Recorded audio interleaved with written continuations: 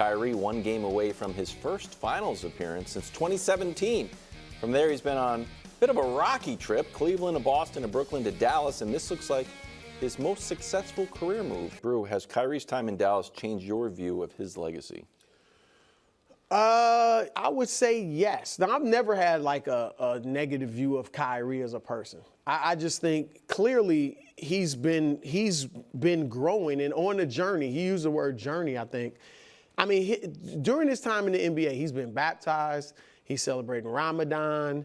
He burns sage. Like he's gotten more in touch with his Indian heritage or Native American heritage. I think his African heritage to some degree. And he's a thoughtful, intelligent person.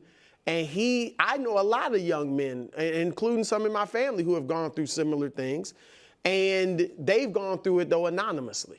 He's gone through it in the fishbowl of the NBA. Now, if you look historically, I think Kareem Abdul-Jabbar was similar in process to Kyrie. And Kareem just didn't talk to the media, and there was a negative view of him because of that. Kyrie spoke it and said some things that none of us agree with, but said, and he's been criticized for some of that. So I just think that this is a young man who's been finding himself over the course of his career, and because he's in the spotlight, he's said some things and done some things that people don't agree with. But now I think having children and obviously just getting older, he's 32 now, I think he's just matured and as he's spoken a lot about how he's grown and things like that. So I think now the off-the-court distractions that were hindering his career, I've always said I thought he was about 75% of the player he should be, and he still was great. And now it's just basketball with no distractions, no injuries as well, because he was injury-prone early in his career. And so now it's just like, look how great he is as a player. And he's a perfect, second guy. And that's no slight, because there have only been two small point guards who could lead teams to championships, and that's Steph Curry and Isaiah Thomas, the legend.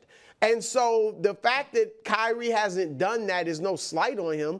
But as a number two with LeBron, he was great. And now with Luka, he's great. And so, it changes my view because it just enhances what already was a great basketball legacy. It absolutely should change people's view. And I think Kyrie deserves massive credit for the Dallas, for what he has done over this last year. I also think folks trying to go back and retroactively be like, and that's why everyone needs to apologize, I don't think that's accurate either. I think if we go through Kyrie's basketball journey, there is a 6-year stretch of time where I think he might not say he would do anything differently because he seems like the type of person who believes, if not for that time, I'm not where I am right now, and so no regrets and not a judgment away. But if just quickly, he and LeBron are at the top of the world together, as close as you can be without winning that championship in 2017. He has a press conference after the final game they ever played together where he speaks LeBron's praises, says, I can't wait to continue playing alongside this guy, continue on this journey.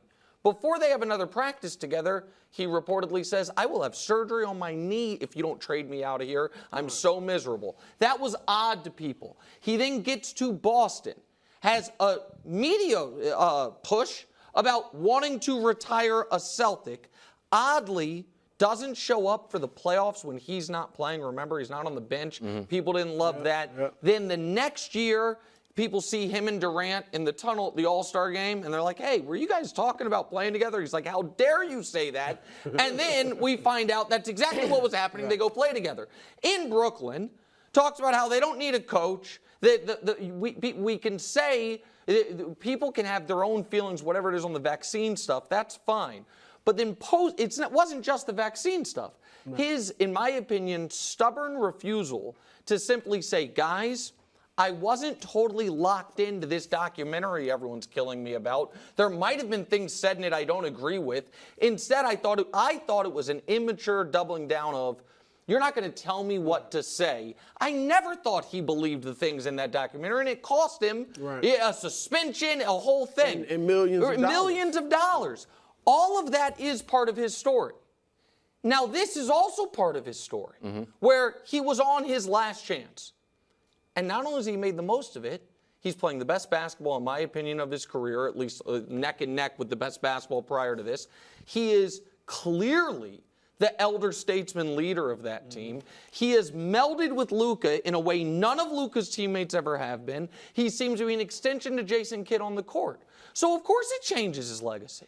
So I was one of Kyrie's most vocal critics. I picked the Mavs to win the title last year, and then when they traded for him, I said, this will be the reason Luka leaves. It looks like I was wrong on that, but I don't take it back. I am happy for Kyrie because I never thought he was a bad guy. I never thought he was a bad guy, and I always thought his heart was in the right place. I just thought he had some stubbornness to him and some bleep you're not going to tell me what to do that got in his own way sometimes. He's clearly a brilliant player, and now we're focusing on that. I'm happy for him. And it's interesting that he has become the leader. Because a lot of times we look at it and say, you're either born with it or you're not. Now, I've always thought he was a strong personality, but never a good leader. I thought he was the strongest personality of the three, the big three in Brooklyn, with Harden and Durant, but he wasn't a leader. And now he actually seems like he really is a leader and has embraced that role. And, because it's not always easy to play with Luka because, as you say, he dominates the ball so much. And Kyrie seems to be a great buffer in that. The other thing is Luka is so vitriolic, let's say, and maybe pouting sometimes. Kyrie has just been the steady hand of the team. There's one of my favorite, it was a quote that didn't even take off, but when Kyrie was asked about Ant saying, like, I got Kyrie, he had so much patience and calmness. He's like, you know what? That's what makes Ant great. The competitiveness of this league. There was no negativity at all. He's just operating up here, and it's showing through in his game and attitude. I think it's a great point. Stan Van's take on the best offensive backcourts has picked up some steam as Dallas steamrolls the Wolves. Okay, Brew, you made a top 5 last week. If they did win a ring, how would that change? Yeah, in my top 5 last week, accomplishments matter. Of course. All right, like I said in hip-hop, you're not going to be the greatest rapper. You might be an awesome rapper. You better have some hit records if you want to be viewed as the greatest rapper in history. I think that might have been a topic on The Odd Couple, not on this show. I haven't heard that say That's a shot at somebody. I agree with a lot of great underground rappers with wordplay, but you got to have some hit records, make some good songs if you want to be the GOAT. I'm not talking about anybody in particular. I know what he's talking about. But these are guys that are accomplished offensively. Now, I will say Isaiah Thomas and Joe Dumars, I got them at number 3 offensively. They would be number 2 overall. Period. Yep. And even if Kyrie and Luka win it, they will still be number 2. They led their teams to 2 championships. But if Luka and Kyrie win this championship, I move them all the way up, and you'll see to number 2. And Gail Goodrich and Jerry West, who were number 2, they won 1 championship as well. So it would be equal in terms of championships. They played 4 years together, won 1. Kyrie and Luka will have had a year and a half together, won a championship. And West and Goodrich had Wilt Chamberlain. Not peak Wilt, but they had Wilt. But he averaged 19 rebounds, which was league high, was second team All-NBA that year. So he was still a very good and impactful player. So, yeah, I would put Luka and Kyrie at number 2. This is offensive only. Right. And so I think that part's very important because I don't want Zeke to get mad at either one of us, and it's not what I would believe. Because he was on arguably the greatest defensive team of all time in the '89 Pistons. I think that's totally fair.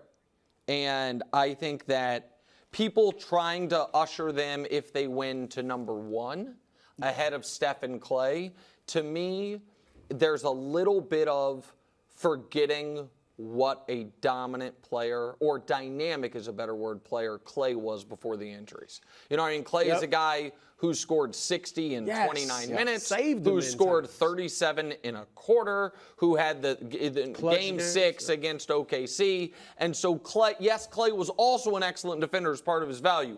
But pre-KD Warriors, some of the biggest explosive individual games there were as many Klay games as Steph games. Now, Steph was more consistently A-level than Klay was. So even with the championship, I wouldn't be comfortable putting them ahead of Steph and Klay. But offensively, with a championship, I think it's very fair. And it's also, there's not a lot of champions across history where their best players are their two guards. Right.